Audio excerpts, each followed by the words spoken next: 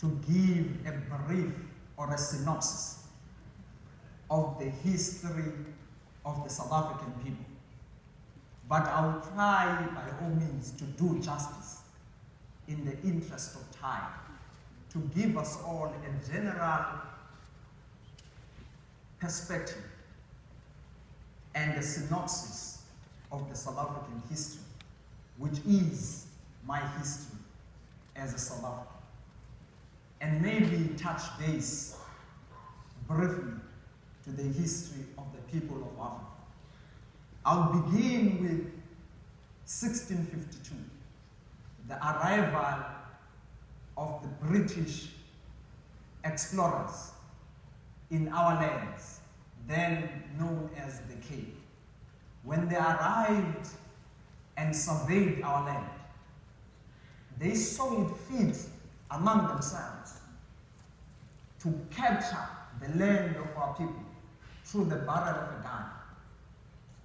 And they've since then, fast forwarded to 1945, in fact even before 1945, they applied and adopted an attitude towards the people of South Africa using systems such as segregation under the leadership of the British regime.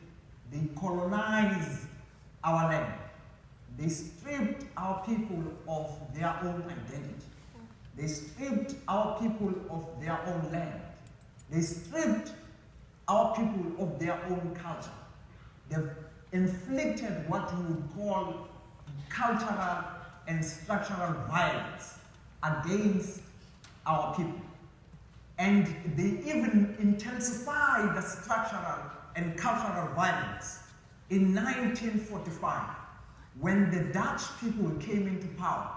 After they have defeated the British, they now adopted a rather more violent system called the apartheid regime.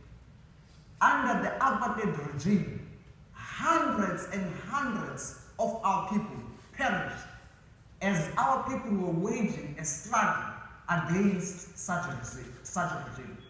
The people of South Africa formed movements of various kinds, formed political organizations of various kinds. The one that I will highlight today is the African National Congress, which was a movement started with an attempt to bring all people of African descent to say, together and united, we can wage a struggle against such an evil system as apartheid. We can declare war against the injustices that the system is imposing upon us as South Africans. They then formed the party in 1912, and they engaged in a non-violent struggle against colonialism, against segregation.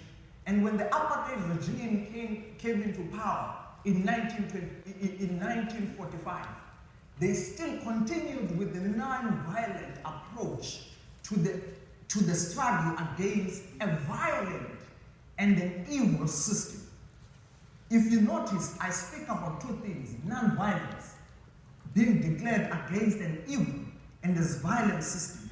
It tells you something about the people of South Africa. It tells you something about the people of the African descent.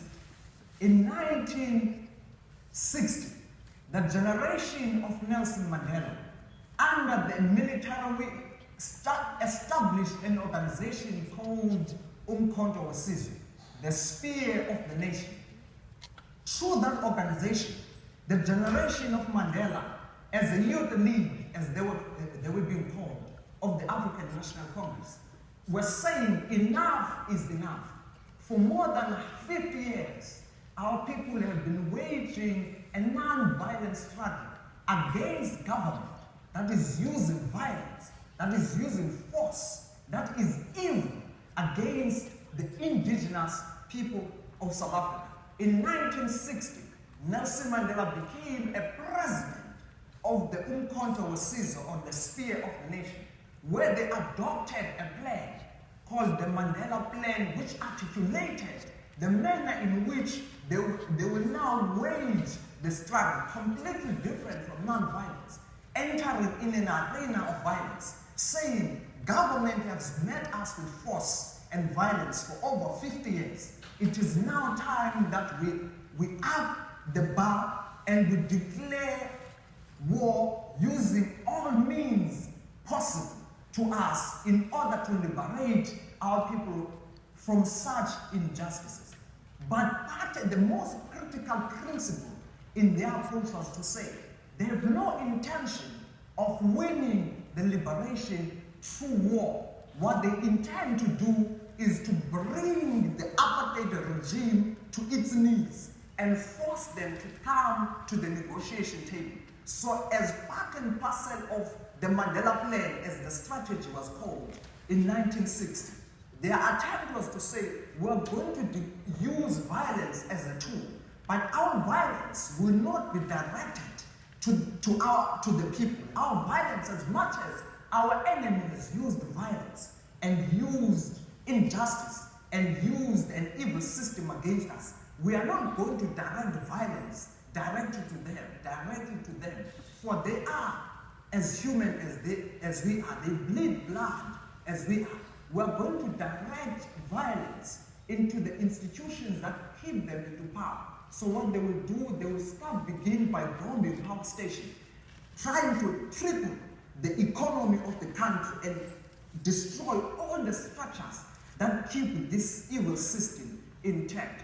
It was only in 1990 that the government realized that they can no longer continue using an apartheid as a system to govern the people of South Africa.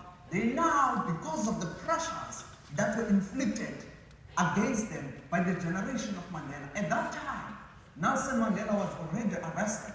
He was arrested immediately after he formed the Spear of the Nation, which was a youth-led military wing. And he has left the rest of his comrades, to whom he has trained militarily and in different strategies, to say they must continue waging the struggle. So Mandela at the time in the late 1960s was arrested and only released in 11 February 1990. And the time, the most critical thing and the most important thing that Madiba and his generation said is that we have always wanted to engage in dialogue with your government, irrespective of the methods that we're using, such as force and violence against our people. We have always wanted to engage with you in violence. And it is only when Mandela and his generation and the rest of the political leaders that were arrested were released that the government came into a negotiation table under the auspices of the system, of a process called CODESA, which was Congress for Democratic South Africa. In that process, they started in 1990 until in 1994, where in 1994 they eventually agreed to say it's high time that we declare democracy in South Africa. 27 April 1994, for the first time the people of South Africa voted for the government of their choice. And even still at that moment, they didn't resort to violence as a means to their liberation. They said, let us vote for our own leaders who are going to usher us to a new dispensation. And it is upon them when the people of South Africa elected Comrade Nelson Mandela as their first black president, who then ushered us to a new democratic dispensation that South Africa is currently enjoying. So that is the history and the synopsis of my history, the history of my people. So it is upon that history, when I looked at it, and I asked myself, how do I then continue the legacy of this great giant of history and his generation, and making sure that we continue and we build upon the foundation that they have laid for us in order to make this world a better place for all. Part and parcel of Mandela's administration was to say, when they ushered us in a new dispensation in 1994, they looked at our past and said, in order for our people to move together, we must find innovative ways to reconcile them from their differences. So they then adopted a system that they called the Truth and the Reconciliation Commission. And one of the basic tenets of the Truth and Reconciliation Commission was to say, we'll never be able to move forward as a nation if we do not reflect and look back at the injustices of our past and interrogate and analyze what has went wrong under the apartheid regime. And they did so, and in that process they said, we'd have to bring the perpetrators of such injustices to our people in the same table together with the victims of the apartheid regime. In that process, they would dialogue and engage on what went wrong in our past. A simple analogy that I can give you of the Truth and Reconciliation Commission is to look back to your past and look at the wounds of the past, and you open those wounds and you put salt in it. You can imagine the pain that you're going to experience when you take a road back to the history, the dark history of your nation. It was necessary for them to do so in order for these two opposing parties to come together in dialogue. And through that dialogue, they can find areas of common interest. They can reconcile, they can build bridges, and they can unite. Through that process, we now started to have a new language that emerged to say, as South Africa, we are in fact a rainbow nation.